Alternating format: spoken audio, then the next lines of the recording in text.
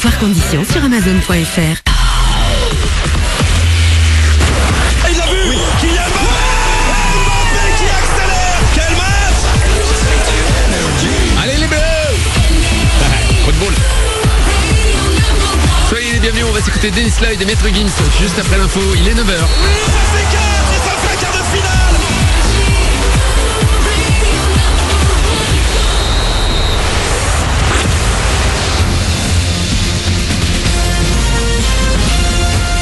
Toute l'actu sur Monaco-Menton avec Frédéric Plat. Bonjour, retour au calme sur la Côte d'Azur. Après les orages d'hier, le soleil est donc de retour ce matin sur Monaco et toute la Côte d'Azur. Un coup de tonnerre pas encore à exclure sur les reliefs, alors que côté plage, le bleu va l'emporter le plus souvent dans la chaleur. Au moins 30 degrés pour cet après-midi, 23 de suite sur le Rocher.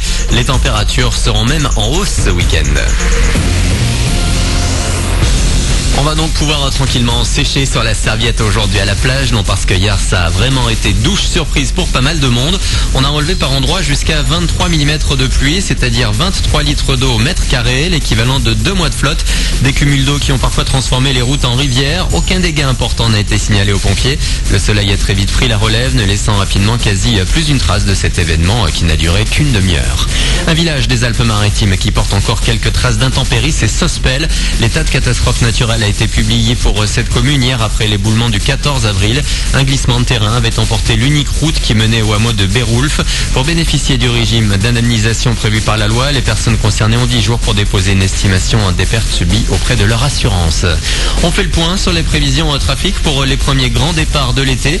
Sur la route tout d'abord, c'est orange aujourd'hui et demain avec le gros des difficultés entre midi et 20h, principalement ce vendredi. Chez nous sur la Côte d'Azur, bison futé, il sera parfois le drapeau rouge entre Nice et l'Italie.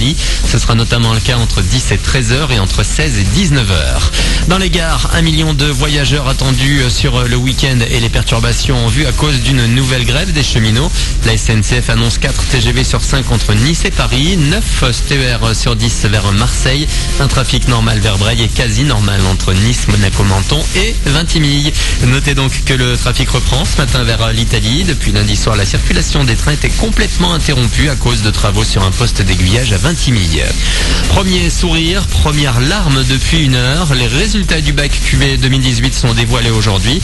Il va falloir patienter jusqu'à 10h pour l'Académie de Nice. 750 000 élèves de terminale concernés. L'an dernier, 80% des candidats en filière générale ont vu leur nom dans la case admis. 15% sont passés par l'oral et les 5% restants ont été ajournés. Enfin, on y croit. La France affronte l'Uruguay cet après-midi à 16h en quart de finale de la Coupe du Monde de foot. En face, Edison Cavani, le joueur du PSG est blessé. Il devrait quand même être sur le banc. Sinon, chez nous, Didier Deschamps laisse planer le doute sur le nom du remplaçant de Blaise Matuidi, suspendu.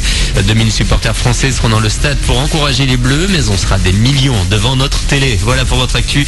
Il est 9h04 sur Énergie Monaco-Menton. Excellente journée à vous et bon week-end.